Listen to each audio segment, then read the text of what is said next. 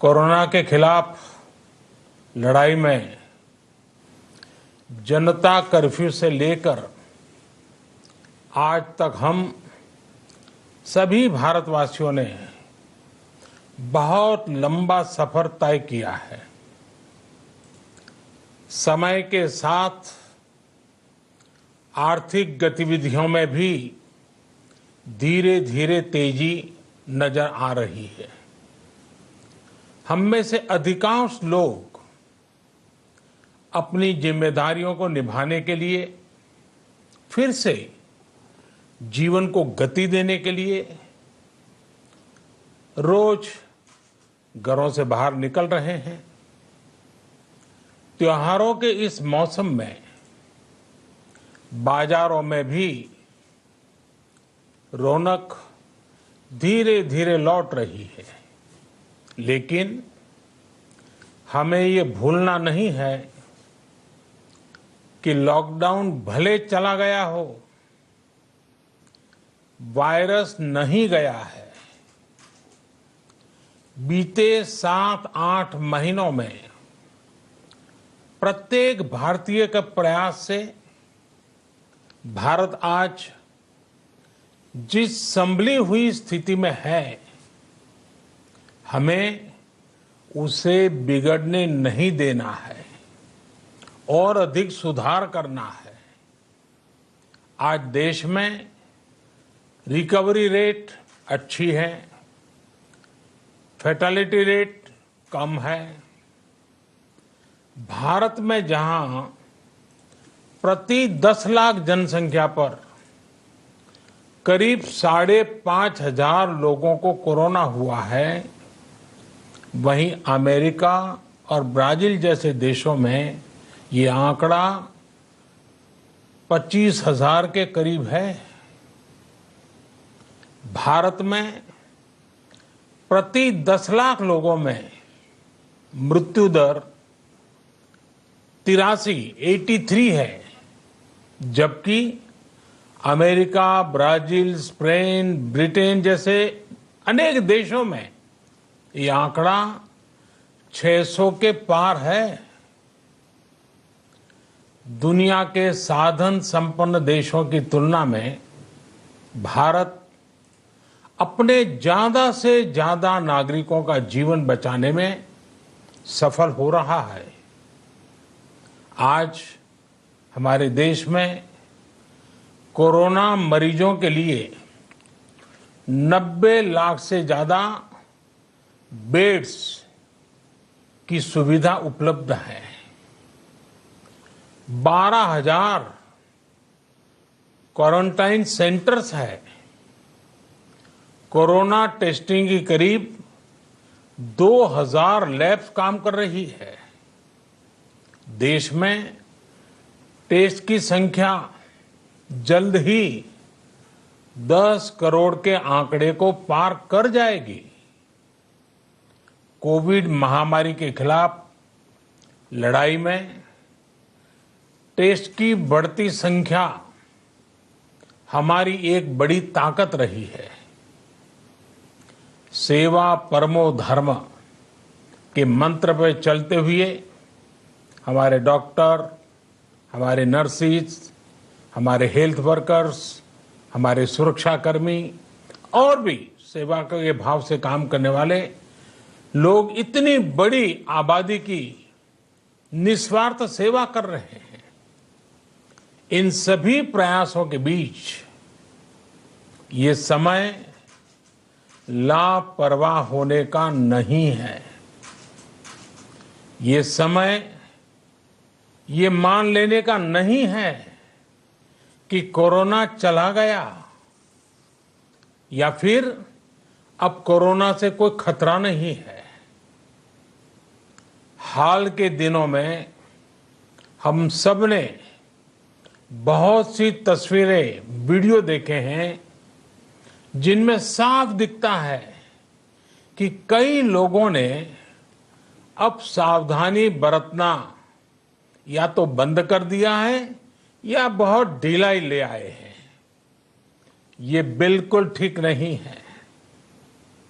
अगर आप लापरवाही बरत रहे हैं, बिना मास्क के बाहर निकल रहे हैं, तो आप अपने आप को, अपने परिवार को, अपने परिवार के बच्चों को, बुजुर्गों को उतने ही बड़े संकट में डाल रहे हैं। आप ध्यान रखिए, आज अमेरिका हो या फिर यूरोप के दूसरे देश, इन देशों में कोरोना के मामले कम हो रहे थे, लेकिन अचानक से फिर से बढ़ने लगे हैं और चिंताजनक वृद्धि हो रही है।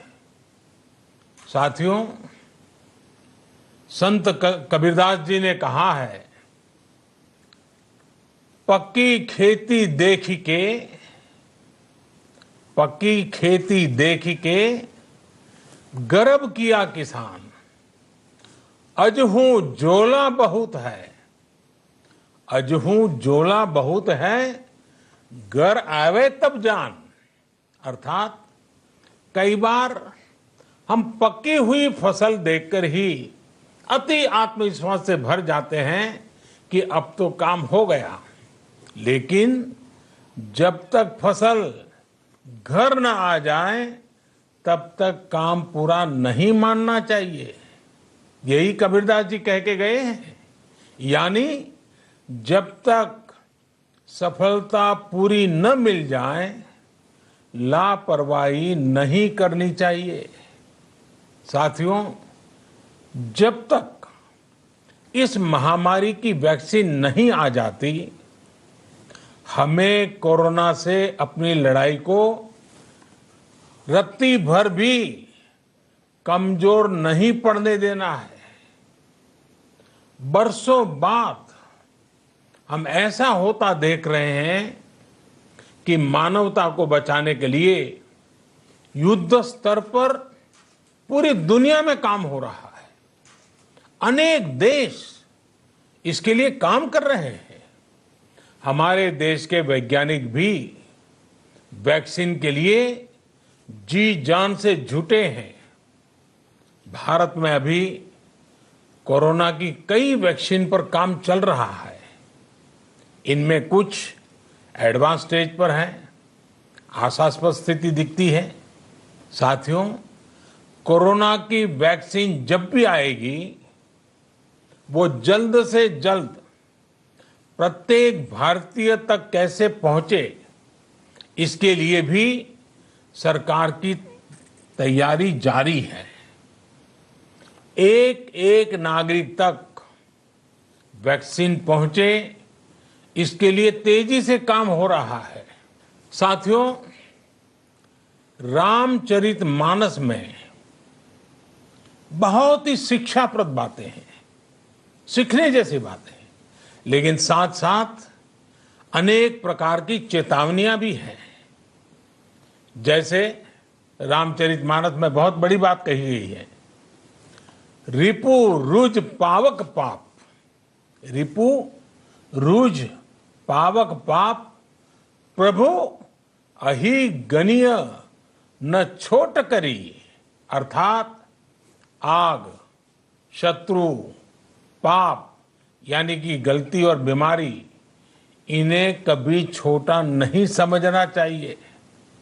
जब तक इनका पूरा इलाज न हो जाए, इन्हें हल्के में नहीं लेना चाहिए। इसलिए याद रखिए, जब तक दवाई नहीं, तब तक ढिलाई नहीं। त्योहारों का समय हमारे जीवन में खुशियों का समय है, उल्लास का समय है। एक कठिन समय से निकलकर हम आगे बढ़ रहे हैं। थोड़ी सी लापरवाही हमारी गति को रोक सकती है, हमारी खुशियों को धूमिल कर सकती है। जीवन की जिम्मेदारियों को निभाना और सतर्कता, ये दोनों साथ साथ चलेंगे, तभी जीवन में खुशियां बनी रहेगी। 2 गज की दूरी, समय समय पर साबुन से हाथ धुलना और मास्क लगाना, इसका ध्यान रखिए। और मैं आप सबसे करबद्ध प्रार्थना करता हूं, आपको मैं सुरक्षित देखना चाहता हूं, आपके परिवार को सुखी देना चाहता हूं। ये त्योहार आपके जीवन में उत्साह और उमंग भरे, ऐसा वातावरण चाहता हूं। और इसलिए मैं बार बार हर देशवासी से आग्रह करता हूं। मैं आज अपने मीडिया के साथियों से भी, सोशल मीडिया में जो सक्रिय हैं उन लोगों से भी बड़े आग्रह से कहना चाहता हूं कि आप जागरूकता लाने के लिए, इन नियमों का पालन करने के लिए जितना जन जागरण अभियान करेंगे, ये आपकी तरफ से देश की बहुत बड़ी सेवा होगी। आप जरूर हमें साथ दीजिए, देश के कोटि कोटि जनों को साथ दीजिए। मेरे प्यारे देशवासियों, स्वस्थ रहिए, तेज गति से आगे बढ़िए और हम सब मिलकर के देश को भी आगे बढ़ाएं। इन्हीं शुभकामनाओं के साथ नवरात्र, दशहरा, ईद, दीपावली, छठ पूजा, गुरु नानक जयंती समेत सभी त्योहारों की सभी देशवासियों को एक बार फिर से बहुत बहुत बधाई देता हूं। धन्यवाद।